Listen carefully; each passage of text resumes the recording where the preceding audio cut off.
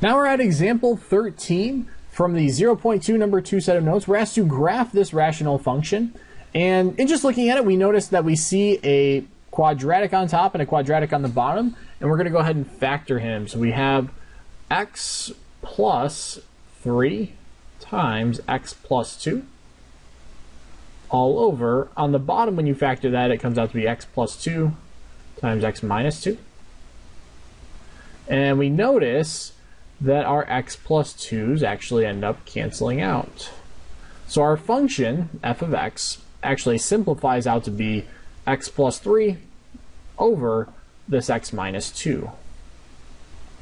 Now, again, when we start talking about things like, we'll say horizontal asymptote, we can start there.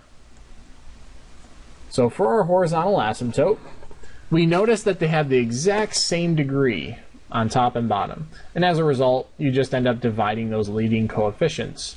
So 1 divided by 1 just simply comes out to be 1. So our horizontal asymptote will be at 1. Let's go ahead then and find our VA.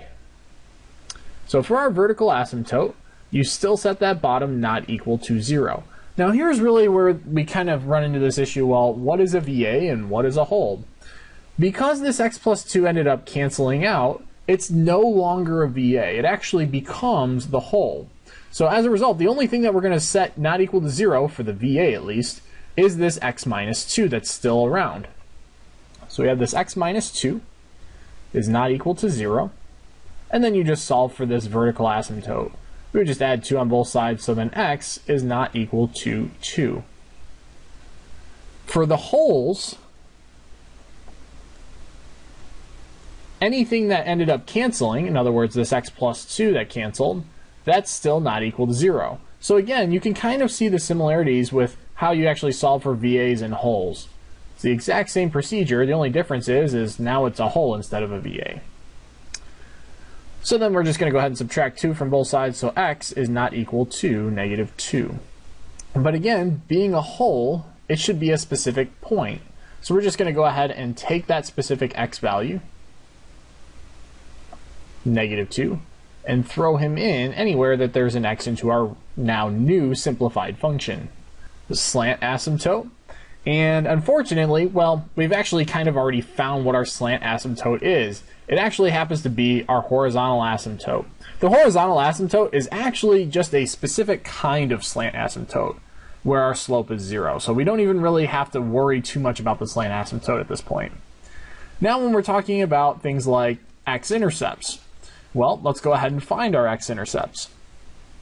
If we go ahead and set that top not equal to 0,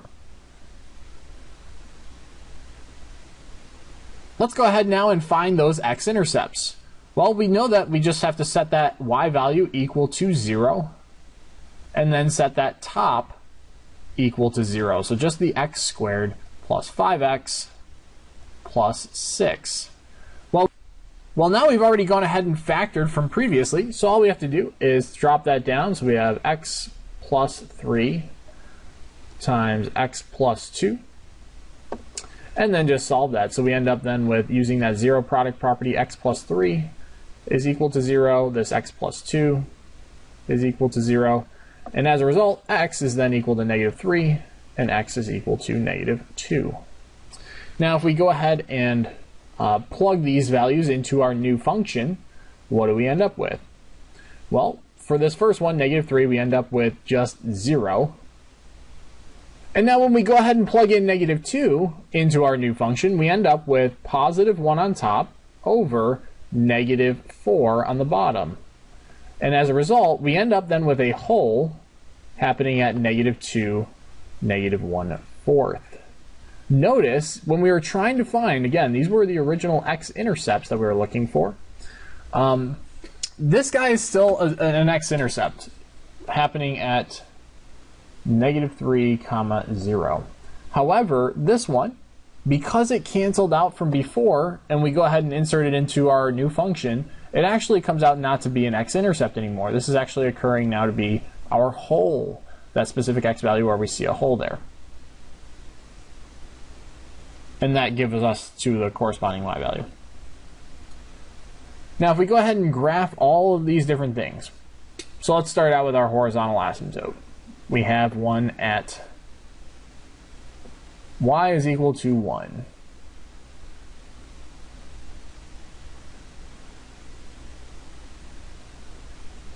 We also have a VA happening at 2.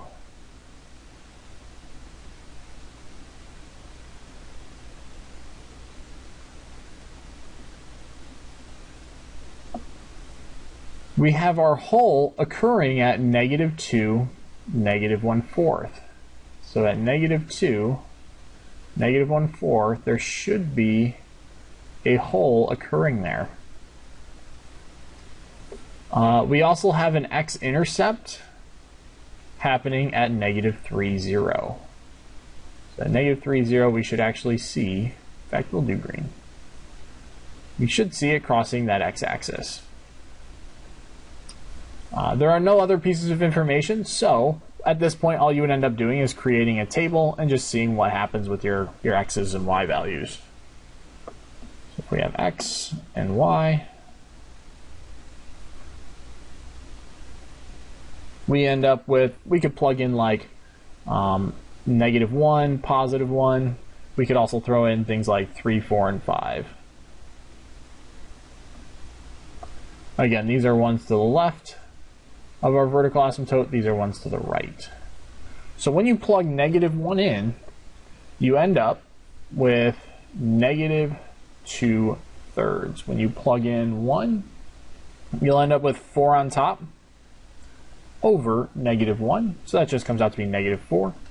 When you plug in 3, you end up with 6 over 1, which just comes out to be 6.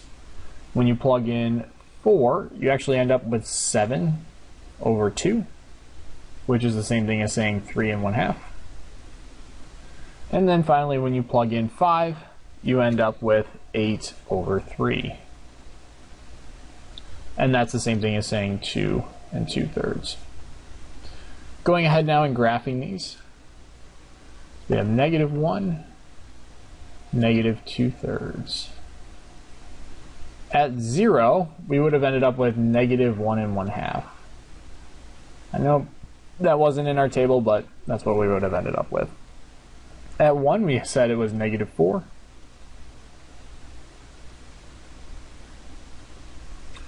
And then at 3, we have 6.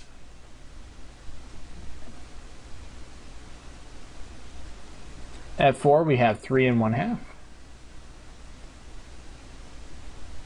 And then at 5, we have 2 2/3.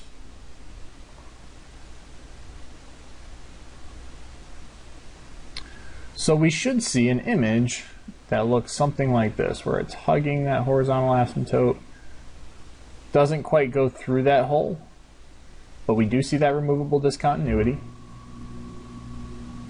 and then goes and hugs our vertical asymptote. Likewise on the right side.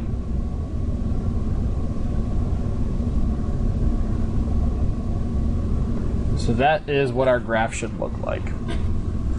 Now, I'd like to really just quickly kind of discuss what would our domain look like. What is that, just what is that domain for this particular function? Well, let's start out by saying, what is the smallest thing that x can be here? We'll do the domain in black. The smallest thing that x can be is -infinity. Can't quite be -infinity though, so we have that parenthesis around them. Then it's approaching all these x's as x is going up and up and up until we get to -2.